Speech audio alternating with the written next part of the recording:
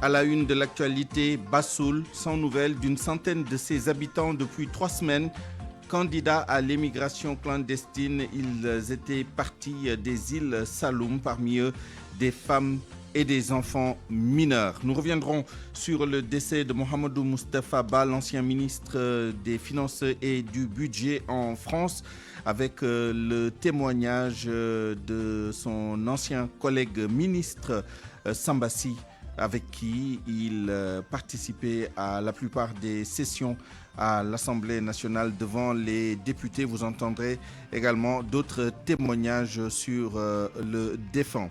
Nous irons à Ziguinchor où les travailleurs journaliers de l'agropole sud se sont érigés ce matin en bouclier pour demander le paiement de leurs prestations passées au moment où on annonce la fin de leur collaboration avec l'Agropole Sud. Et puis à suivre notre reportage culture du jour sur le film Ni chaîne ni maître, un film pour rendre hommage aux esclaves qui ont osé dire non à l'oppression.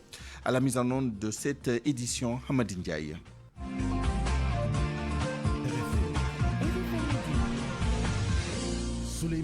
Une centaine de candidats à l'émigration irrégulière sont portés disparus depuis plus de 3 semaines. Leur pirogue était partie de Bassoul, dans les îles du Saloum.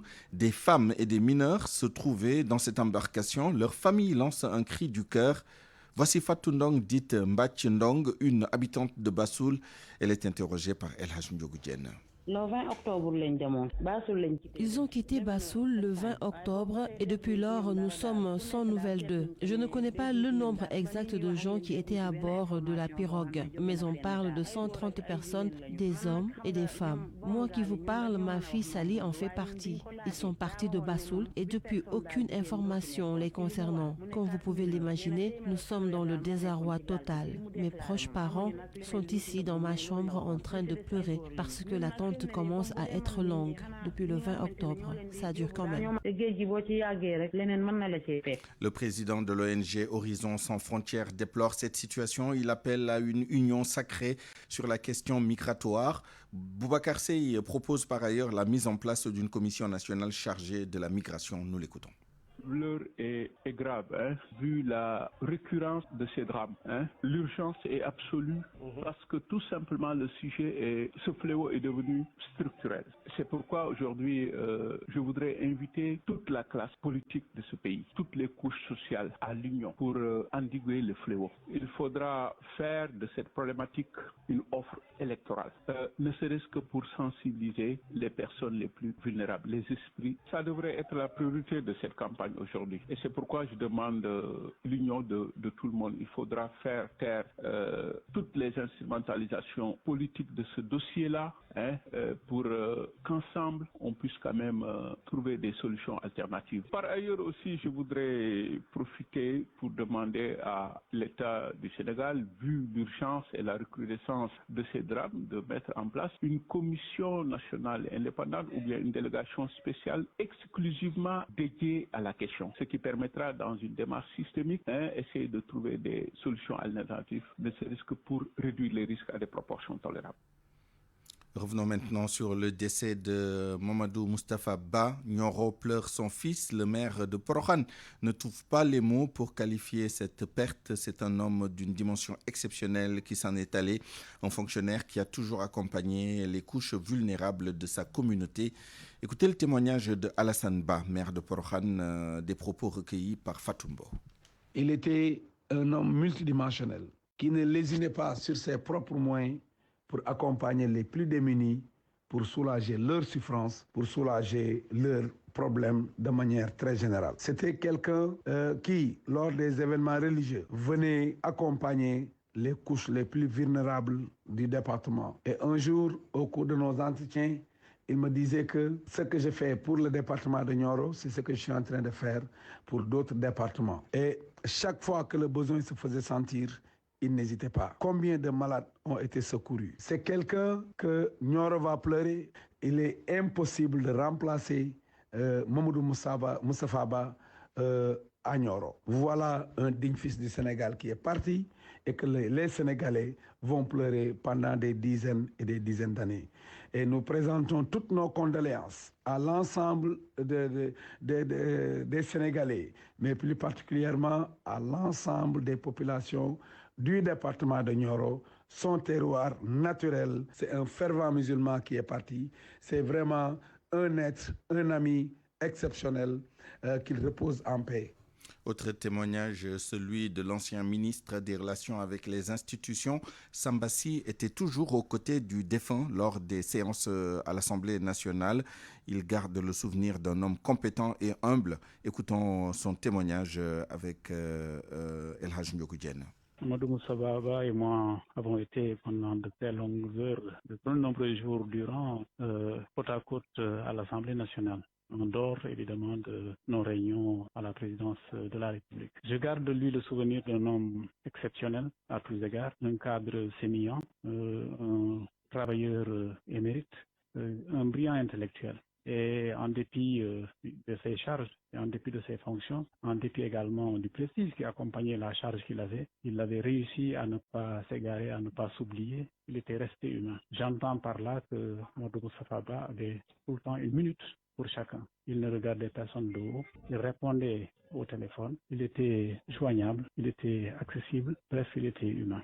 C'est une lourde perte pour notre pays. Est-ce qu'il y a un souvenir ou une image qui vous a marqué de lui? Je garde de lui le souvenir suivant. Je l'entends encore dire au revoir aux députés après que nous ayons eu une très longue séance due à la composition de l'Assemblée et disons à l'allure des temps. Il leur disait au revoir. Il ajoutait que les députés lui manqueraient. Je ne sais pas si c'était une sorte de prémonition qui lui faisait savoir que peut-être il en serait à cette dernière séance avec eux.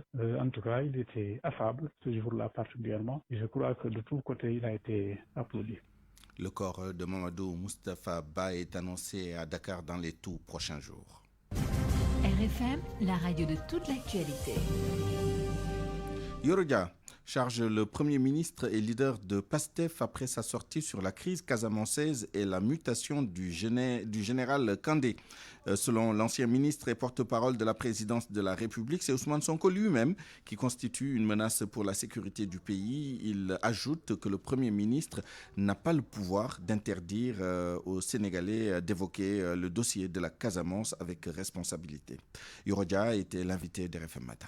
Pour le rapport de l'armée, je vais être plus responsable que Ousmane Sonko. Donc moi, je ne peux pas me permettre de parler de rapport de l'armée. Un Premier ministre qui parle de rapport de l'armée dans des manifestations publiques, ça prouve aujourd'hui qu'après avoir été une arme de destruction massive contre notre économie, Ousmane Sonko est aujourd'hui la plus grande menace contre la sécurité nationale. Comme dit des Fennecs, long est le chemin des préceptes, court est le chemin de l'exemple. Le seul problème que nous avons, c'est que nous n'avons pas un Premier ministre qui prêche par l'exemple. Dans une démocratie, dans une société aussi ouverte que le Sénégal, un Premier ministre qui menace, à la limite, ça devient du ridicule parce qu'il montre qu'il est un tigre de papier. Il ne peut pas empêcher aux gens de parler. Nous sommes une démocratie. La seule différence qu'il faut éviter, c'est que lui, il a fait du gangstérisme politique pour arriver au pouvoir. Nous sommes des disciples de Senghor. Nous sommes des gens raffinés, cultivés et nous n'allons pas faire comme lui. La pire des vengeances et ne pas être comme son adversaire. Nous, on ne veut pas être comme lui. Il a fait du gangstérisme politique comme Hitler pour arriver au pouvoir et il veut régner comme Charles Taylor en menaçant les gens, en semant la peur. C'est impossible au Sénégal. Et c'est pourquoi, à la limite, c'est de ridicule consommé parce qu'il montre à tout le monde que c'est un tigre de papier. Depuis qu'il est au pouvoir, il menace les gens. Est-ce que ça a empêché aux gens de débattre, de discuter? Et c'est pourquoi je dis ces élections-là, le 17 novembre, c'est une sorte de référendum pour ou contre PASTEF. Si les Sénégalais sont convaincus par ce qu'ils ont vu,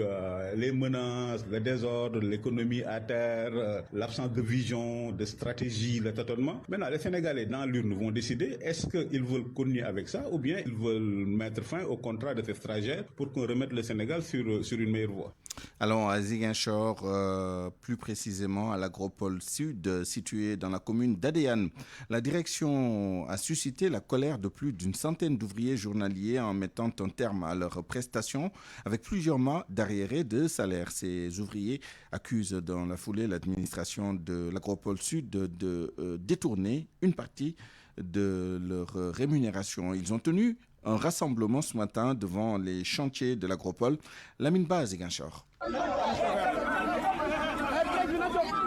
L'atmosphère était électrique ce matin devant les locaux en construction de l'Agropole Sud situé à Banganga dans la commune d'Adéane. Une centaine de journaliers utilisés dans le chantier a vivement manifesté sa colère contre une interruption de leurs prestations sans préavis avec des arriérés de salaire. Souleymane Diallo, porte-parole. Ce qui nous a fait mal, on nous diminue, on ne paye pas notre... Ça fait mal au cœur. Hier, on est venu ici pour leur réclamer nos droits. Ils ont dit qu'ils ne savent pas quand est-ce qu'ils vont payer. Ils ont libéré 105 personnes. Vous venez dans un village, vous diminuez ces enfants, les enfants de ce village-là. Qu'est-ce que vous voulez? Vous allez augmenter le chômage. L'immigration calendaire va se continuer. Est-ce qu'on trouve ça normal? C'est pourquoi nous dénonçons notre amertume. La tension est davantage exacerbée par l'interpellation de 2 jeunes du village de Banganga qui tentaient de réclamer leur dû devant le chantier. À notre grande surprise, lorsqu'on est rentré, ils ont comploté pour appeler 2 de nos éléments pour les faire part que venez, votre argent est là. Lorsque les enfants sont, les 2 gars-là sont venus, en collaboration avec la gendarmerie, ils ont pris les 2 gars-là depuis hier. Ils sont à la gendarmerie.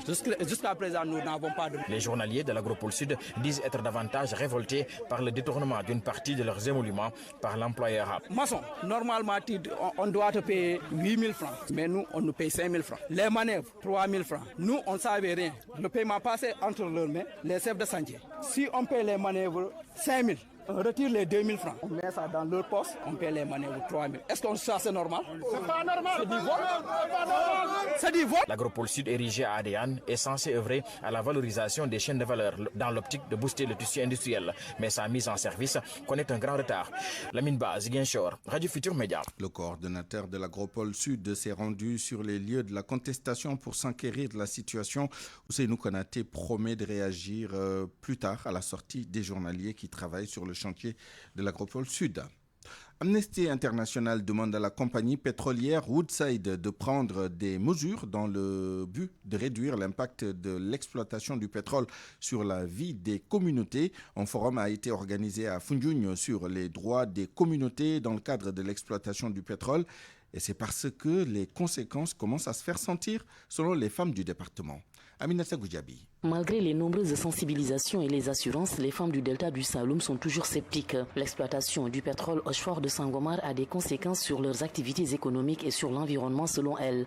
Maria Mandi Koutiare, membre de l'Union départementale des femmes de Foundiougne. Parce qu'avec le drainage des Bolons, on sait qu'on a des zones d'ensemencement ou des zones où on allait chercher des fruits de mer. Il y a l'ensablement qui est arrivé, donc on ne peut plus avoir accès à ces produits halieutiques. L'impact est là. Nos maris qui font la pêche, ils n'ont plus accès à des zones, ce qui explique le manque de poissons. Avec cette rareté des ressources halieutiques, beaucoup de jeunes insulaires ont abandonné la pêche et les voyages clandestins vers l'Europe se sont intensifiés ces derniers mois. C'est Di Gassama, directeur général d'Amnesty International. On n'a pas encore fait une étude sur ça, mais nous allons nous y pencher pour voir pourquoi soudainement, depuis quelques mois, les départs, les pirogues partent beaucoup plus de cette zone, de Joal, Guifer, Dionnoir, qu'auparavant. Est-ce que c'est pas lié à l'exploitation du pétrole? Tout ça, il faut le voir. En tout cas, il y a des zones où les gens ne peuvent plus pêcher et donc cela diminue l'accès aux ressources. Un forum communautaire s'est tenu à Foundiougne avec les acteurs de la pêche et de l'environnement. Amnesty International invite Woodside à une meilleure protection des droits des communautés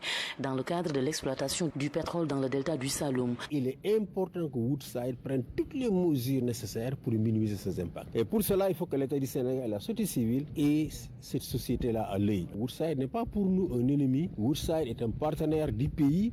C'est notre partenaire, mais nous allons veiller à ce que les actions de Woodside ne puissent pas impacter négativement les communautés. Le ministre de l'Énergie et des Mines a assisté à l'ouverture de ce forum communautaire. Biram Souley Diop a déclaré que le gouvernement va minutieusement veiller au respect des engagements des compagnies pétrolières vis-à-vis des communautés. Aminato Goudiabi, Fatick RFM. 12h14 à Dakar, 13h14 en France. Pour pouvoir bénéficier du projet des 100 000 logements, des Sénégalais de l'extérieur avaient mis en place des coopératives d'habitat.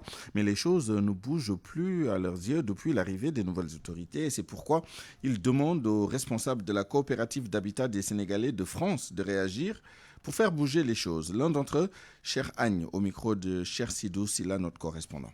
Cette coopérative qui est forte de 1300 membres aujourd'hui, qui dans le cadre du programme de l'État, donc de 100 000 logements, a eu à créer ce beau regroupement-là, qui aujourd'hui a géré ce projet avec du sérieux, avec de l'abnégation et qui a abouti à l'attribution de 150 logements clés en main à Bambilor. Alors l'attente est très forte. L'attente est très forte. Nous avons beaucoup de membres.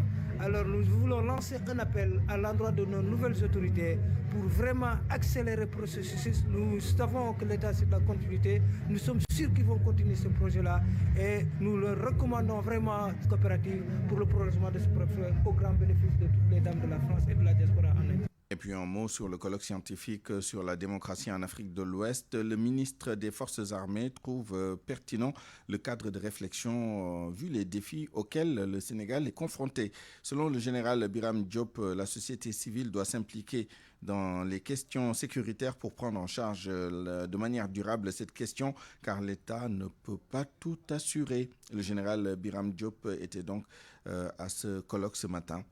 Le voici au micro de Salimata Aou.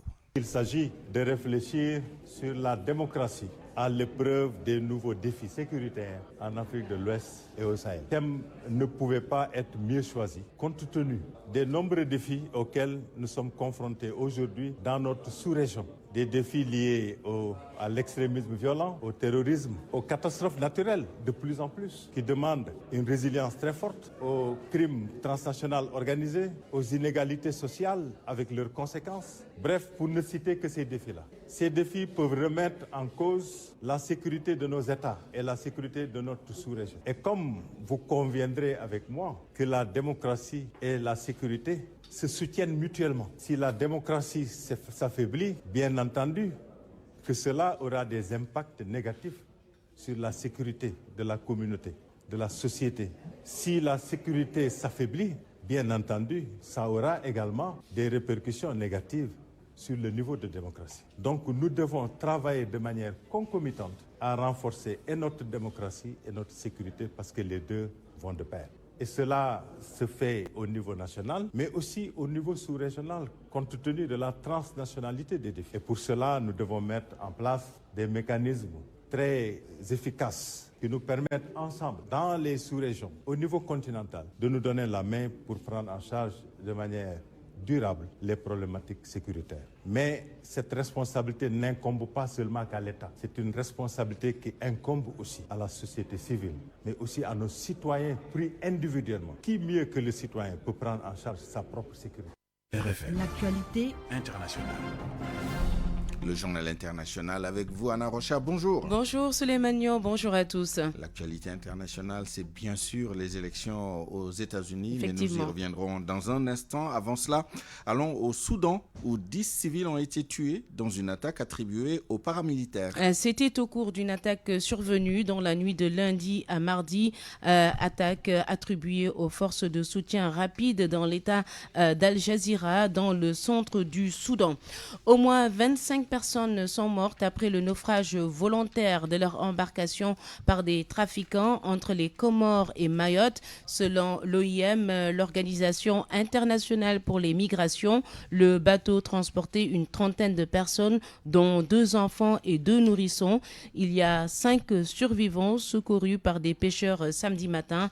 Le drame, lui, a eu lieu pendant la nuit de vendredi à samedi. 2 autres naufrages meurtriers de pirogues comoriennes ont aussi eu lieu lors des 3 derniers mois dans la même zone selon l'AFP.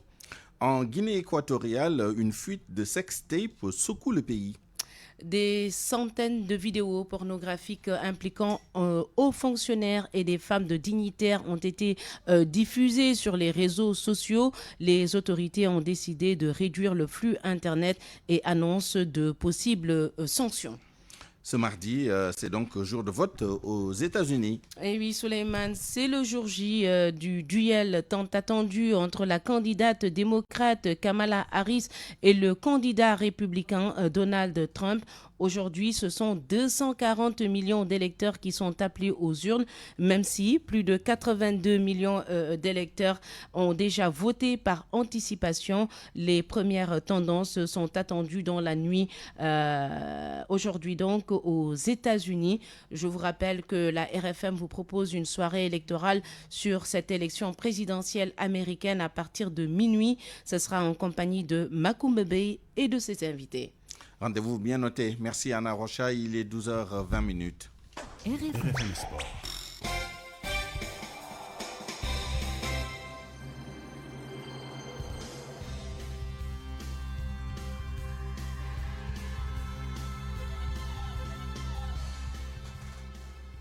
Nous en venons à l'actualité des sports avec vous, Youssouf Bodian. Bonjour. Bonjour Suleiman et bonjour à tous. Football, tournoi de l'UFOA zone A des moins de 17 ans, retour sur le sacre du Sénégal. Les Lions ont dominé hier les Aiglons du Mali après tir au but 5-4. L'équipe du Sénégal, menée à la mi-temps par 2-0, a pu remonter la pente et terminer le match sur le score de 3 buts partout. Le Sénégal, qui détient donc le trophée de la CAN, va tout faire pour conserver ce trophée selon son sélectionneur. Pape Ibrahima Faye au micro de Soda Chama. C'est très bien de regrouper les jeunes, de les faire jouer. Ça les développe sportivement, mais ça les développe aussi, ça les rend encore plus cultivés, de sortir, de rencontrer d'autres pays. Donc je ne peux que remercier le WAFU. Mais continuons à lutter contre la fraude sur l'âge à tous les niveaux. Il faut vraiment qu'on rompe avec ça. Il faut mettre des cadets à la place des cadets. Mais prendre des gens qui ont joué en Ligue 1, prendre des gens qui ont presque 23 ans et les amener ici pour jouer avec cette catégorie. Moi, je dis non. Il reste encore un autre titre à conserver, c'est la CAN.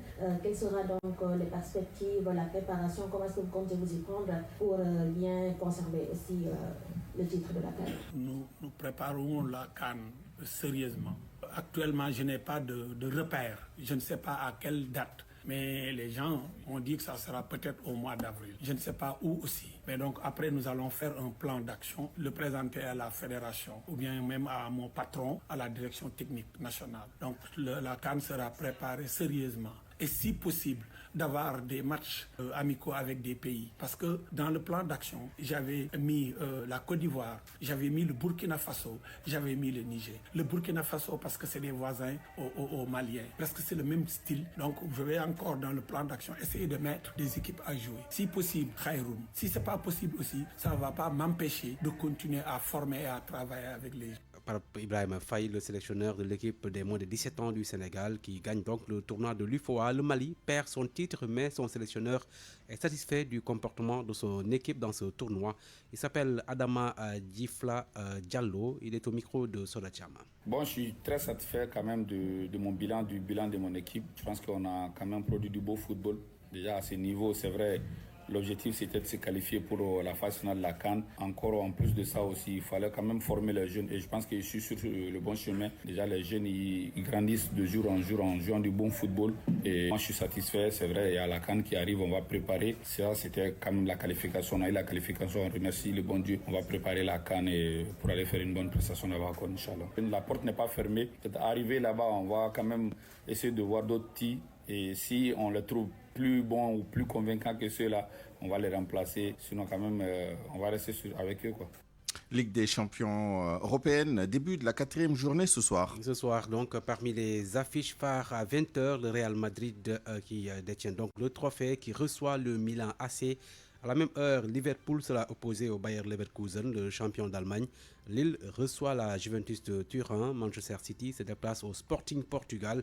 Et puis l'AS Monaco et ses Sénégalais, Lamine Camara et Crépin Diatta qui affrontent Bologne en Italie. On parle pétanque, Mbour se prépare à organiser ses 72 heures. La compétition internationale est prévue en janvier 2025 et va réunir plusieurs pays. Une occasion de faire la promotion de la pratique de la pétanque au Sénégal.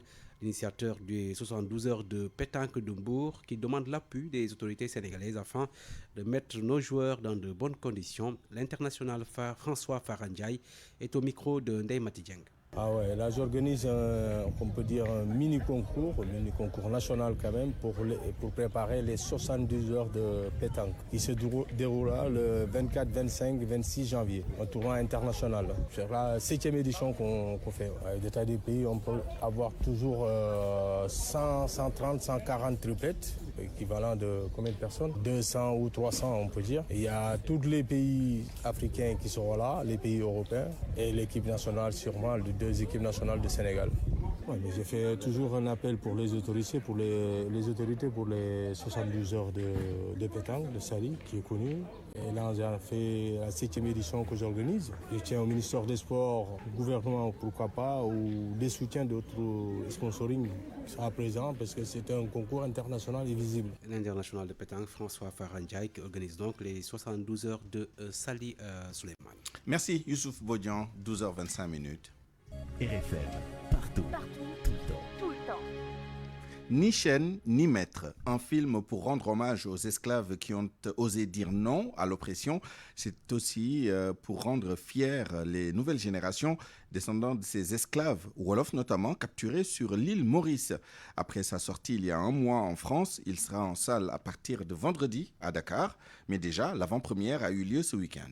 Anna Rocha. À sa première fuite, le marron sera marqué de la fleur de lys.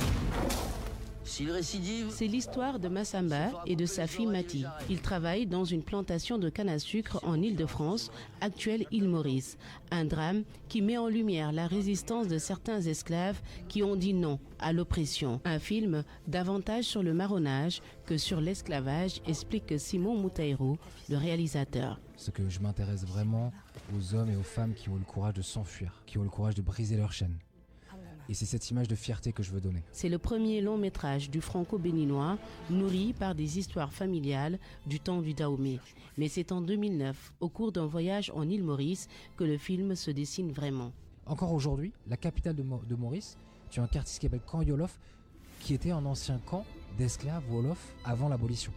Et donc une vieille dame créole, noire, mauricienne, me raconte l'histoire de ces hommes, de ces femmes qui ont occupé le sommet de la montagne, qui avaient échappé au fer de l'esclavage. Et quand elle finit cette histoire, je me dis, il y a un film incroyable à faire. Pour respecter l'histoire, Simon Moutaïrou décide de tourner le film avec des acteurs sénégalais de langue maternelle Wolof. Le personnage de Mati est d'ailleurs incarné par la jeune Anna Tchandoum qui donne la réplique à Ibrahima Mbaïtché. Tu sais, à l'école, on nous apprend des trucs sur l'esclavage, mais jamais on nous a appris des trucs sur le marronnage. C'est un message que je porte, que ça soit entre les relations père-fille, autant que ça soit en tant que femme, de briser nos chaînes modernes et dans le passé, et avec les esprits. Ni chaîne, ni maître a aussi une forte connexion spirituelle. Les victimes, loin d'être passives, sont portées par les esprits de leurs ancêtres, Vodou ou Tchedo.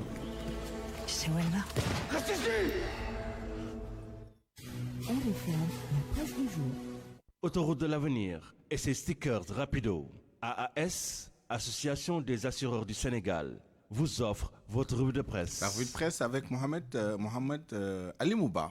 Bonjour. Le Sénégal pleure la mort d'un de ses illustres fils. Il s'agit de Mamadou Moustapha Ba, ancien ministre des Finances. Mamadou Moustapha est mort. Voilà comment le journal Le Témoin rend compte de la nouvelle macabre en sa manchette dès ce mardi 5 novembre 2024. Le journal constate qu'avec la mort de Moustapha Ba, c'est un mastodonte des finances publiques sénégalaises qui s'en va. Le mandat s'exclame. Quelle perte! À peine parti, Moustapha, tu vas nous manquer, regrette du coup le journal Les Échos. Enquête salue les qualités de l'homme d'État. L'As parle d'une âme généreuse qui s'en va dans le ciel. Vox Populi pointe les hommages de la nation tout entière. Le titre du président de la République en premier, le Sénégal, qui perd ainsi un homme illustre d'une grande probité morale aux qualités professionnelles, humaines et intellectuelles inégalées. Sur ça, constate que Mamadou Moustapha Ba est un homme qui part de zéro à héros. Oui, de simples recrues sorties de l'ENA en 1992, Mamadou Moustapha passe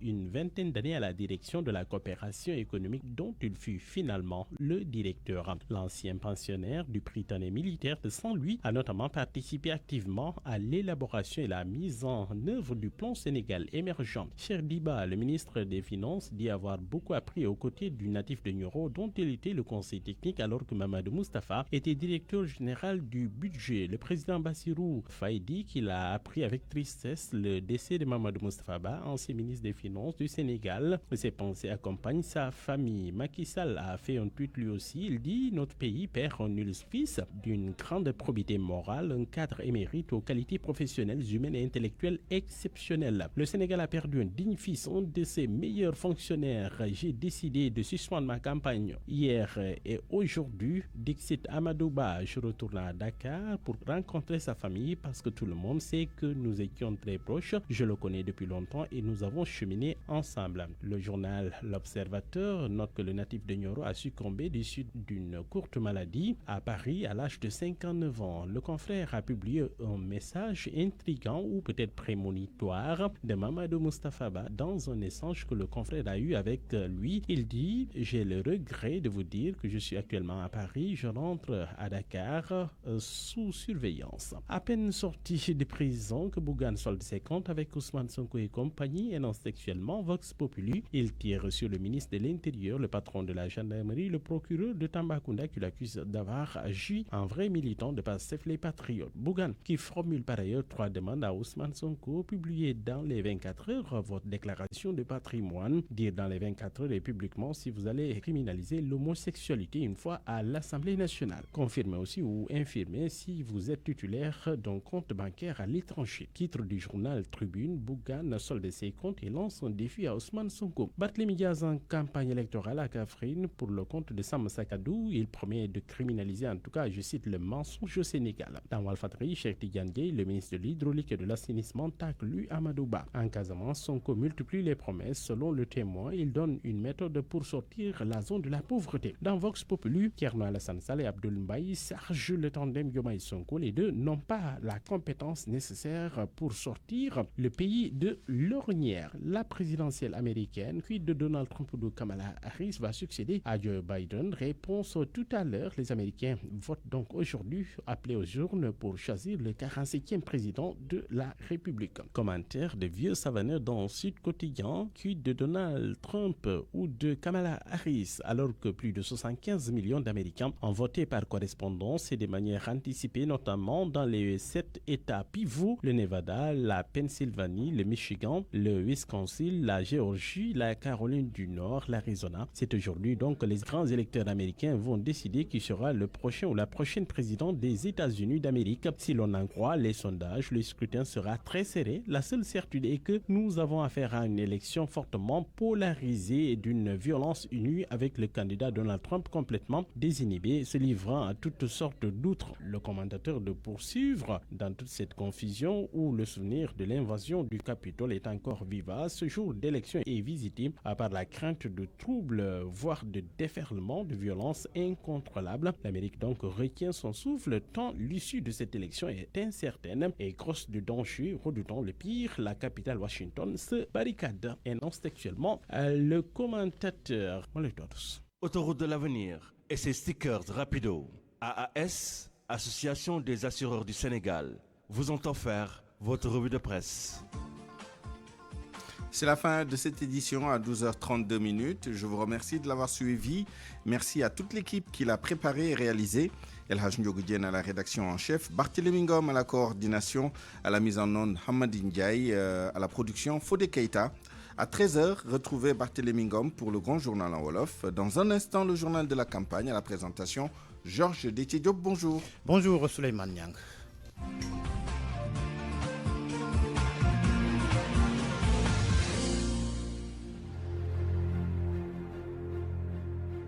Il continue ses visites de proximité entre Mbacké et Touba. La coalition a reçu Mohamed Kadou Kaougui dans son planning sera à Kaolack, principalement dans le Nioro du Rip, entre autres dans les communes de Gentkay, Paoskoto, Porokhane, Taïba Niassène, Babali, Darussalam et Kermabadjakhou. Sam Sakadou de Barthélémy Diaz et compagnie fera une grande caravane entre Diourbel et Bombay pour cette 10e journée de campagne.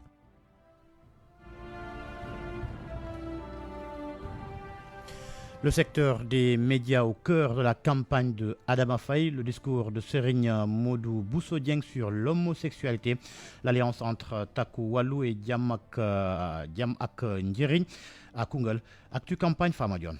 Enfin, une coalition qui parle du secteur des médias. La coalition des Farsagor était à Grand-Yoff, fief de la tête de liste Adama Faye. Il s'est engagé à porter le combat de la presse au niveau de l'hémicycle. Adama Faye préconise la revue des peines infligées aux journalistes à la place de l'emprisonnement. Il prône des sanctions financières contre des journalistes fautif. Pour sa part, la coalition des Kelteranga était à Saraya. La tête de liste, Yera Danfara, a promis, une fois élu, de participer de manière significative au développement de cette localité qui, dit-il, lui est chère. À Dagana, la coalition Jam ak Njeriñ a sillonné les rues Selon la tête de liste Abdou Khadr Ndiaye, la dite coalition est dans une dynamique d'apporter un changement qui aura un impact positif sur le quotidien des Sénégalais. Abdou Khadr Ndiaye, par ailleurs maire de Gaïa, a profité de cette visite de proximité pour démentir les rumeurs selon lesquelles la coalition Diamak Ndiaring est en fusion avec la coalition Takku Wallu dans le département de Dagana. À Koungheul, après les violents affrontements entre militants de PASTEF et ceux de Takku Wallu, cette dernière a décidé de sceller une alliance avec Sam Moussa Kadou dans la commune.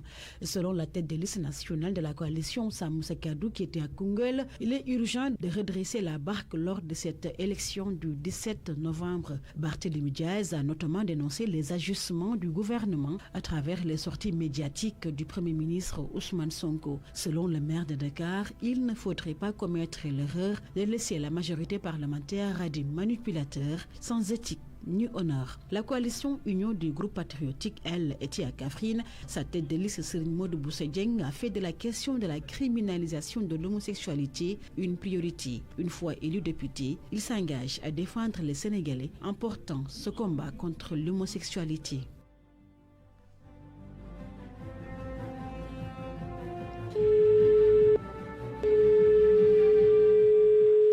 Le direct du jour qui nous conduit à Touba, Mbaké. Bonjour, Papa Balagay. Bonjour, c'est Georges Detigop. Alors, Papa, là, on sait que les activités politiques sont interdites à Touba, mais quelle est la température de la campagne dans la zone? 10e jour de campagne, pour les élections législatives anticipées, les forces en présence continuent de rivaliser d'ardeur pour gagner les 5 sièges du département de Mbaké. Un département à fort enjeu avec ses 400 000 électeurs environ. Depuis le début de la campagne, la coalition PASTEF multiplie ses caravanes de sensibilisation à travers les 16 communes dans le département de Mbaké et surtout vers la ville-centre de Touba. À noter donc le ralliement à Touba d'anciens alliés de Benno Bokk Yakaar ou plus précisément de l'APR vers PASTEF après celui des maires de communes. Les autres coalitions ne se laissent pas faire pour autant. À chaque tête de liste tente de décrocher le maximum de soutien auprès des chefs religieux ou encore auprès des femmes actrices de développement.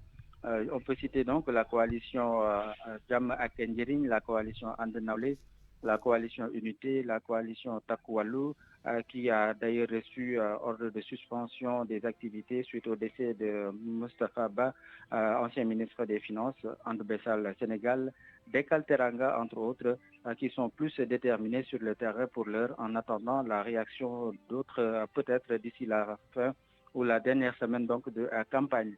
Les thèmes souvent donc évoqués tournent autour de la protection des chefs religieux, la meilleure prise en charge donc des doléances des populations de la ville-centre de Touba, commune et Mbaké, qui selon les coalitions manquent de tout. Georges Detigop peut rappeler juste donc que pour terminer, lors de la présidentielle, la coalition Diomaye président avait remporté la palme avec près de 172 035 voix contre 31 799 pour Benno avec Amadou Ba. Confirmation ou revanche, tout va se déterminer au soir donc du 17 novembre prochain. Georges Detigop. Merci Papa Balagé en direct de Touba Mbaké. L'heure de diaspora qui s'arrête aujourd'hui au nord du Sénégal, en Mauritanie. La Fédération des associations et groupements des Sénégalais décline ses attentes. Selon le vice-président de la Commission des affaires extérieures, les députés de la diaspora doivent être tenus de rester dans leur circonscription. Il part du constat selon lequel, une fois élus, les députés de la diaspora ont tendance à rester au Sénégal. Oumar Ndaw, que vous allez entendre, insiste par ailleurs sur l'ouverture d'une école sénégalaise en Mauritanie. Vous savez, le député des Sénégalais d'extérieur est quelqu'un qui doit être très proche de ses compatriotes, très proche des Sénégalais. S'ils ont des difficultés, s'ils ont besoin de lui, il doit être très, très, très proche d'eux. Parce qu'on ne peut pas comprendre un député qui est élu, parce ceux qui l'ont élu, pour les voir, c'est un problème. Donc, il a 3 missions, 3 rôles. C'est de voter des lois, de contrôler. Et plus ample connaissance avec la tête de liste de la coalition Diamak Ndiaring dans le département de Bambey. Djibril Thiaw et le maire de Réfane. Son portrait est signé Babacar Diouf.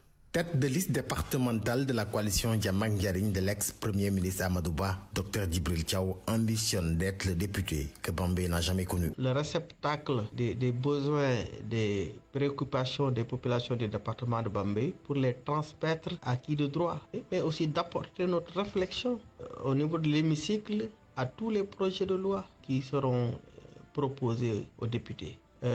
Notre objectif, c'est d'accompagner les paysans dans leurs revendications, aussi bien sur le renouvellement du capital semencier, aussi bien sur les intrants agricoles. C'est d'accompagner les populations de Bambey en matière de santé publique, en matière d'éducation. Maire de Réfane, il s'est engagé en politique pour mieux subvenir aux besoins de sa communauté. Certains objectifs, si vous les avez, on ne peut pas les réaliser à travers le mouvement associatif. C'est à partir de ce constat que je me suis dit que autant se lancer en politique pour pouvoir faire partie des décideurs. Enseignant de formation, l'enfant de Réfane a gravi tous les échelons du système éducatif sénégalais. J'ai démarré par être instituteur. Ensuite, j'ai été professeur de l'enseignement secondaire, de lettres modernes.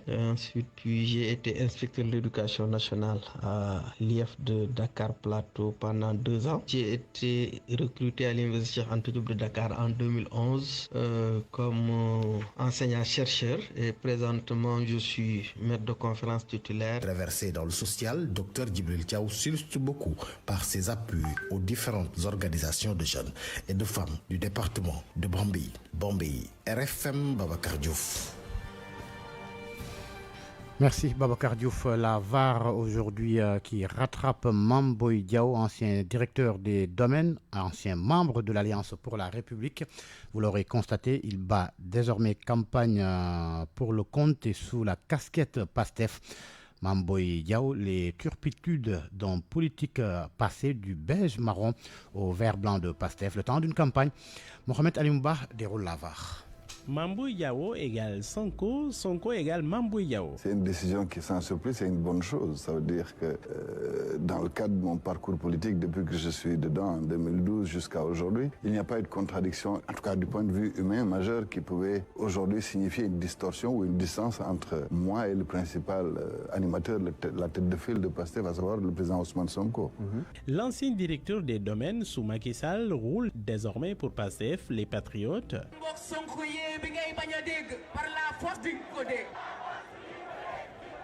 Mamboy a déroulé le tapis rouge au leader de PASTEF, aller battre campagne à Kolda, aux côtés de son alter ego Doura Baldé. Merci beaucoup, Maya. À ma droite, Laïwo Doura Baldé.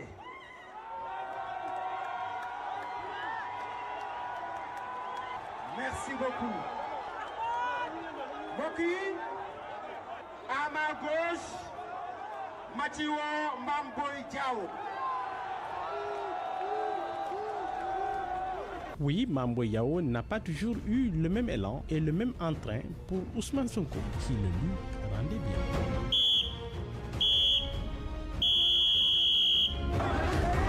Mamboy Diao bett na ma mais moom ak ñun xamante rek Mamboy Diao bu dee dese na ko tuuti fi Mamboy Diao demee na yónni ay nit ñi ñëw sànni su dee dafa dof wala day dof-doflu boobu lay gëj sànni xeet ak kii Kolda ma koy avertir di wax tamit à tous les parents biir Kolda na nit ñi téye seen i doom de jàmm la ñu bëgg ci ñoom. Nous ferons une caravane exceptionnelle demain à Kolda inchallah. nee nañ ma Mamboy Diao ak Fabouly Gaye la bu dee góor lañu dëgg suba nañu génn ak seen soxla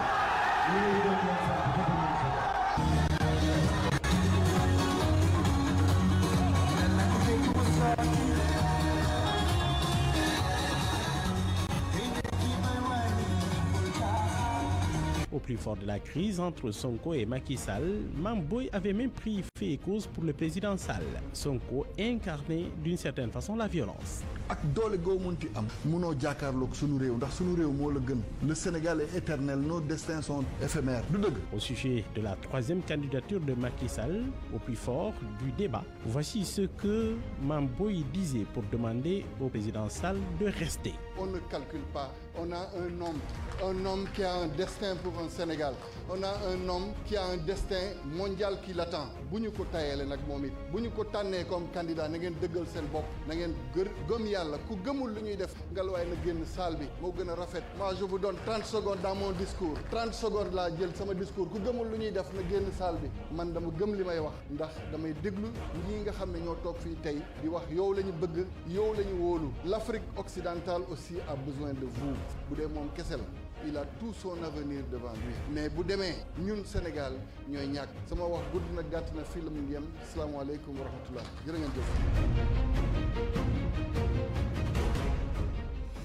Merci Mohamed Alimba, c'est cet élément qui met en terme à ce journal de la campagne. Merci à Madine Ndiaye qui a assuré la partie technique.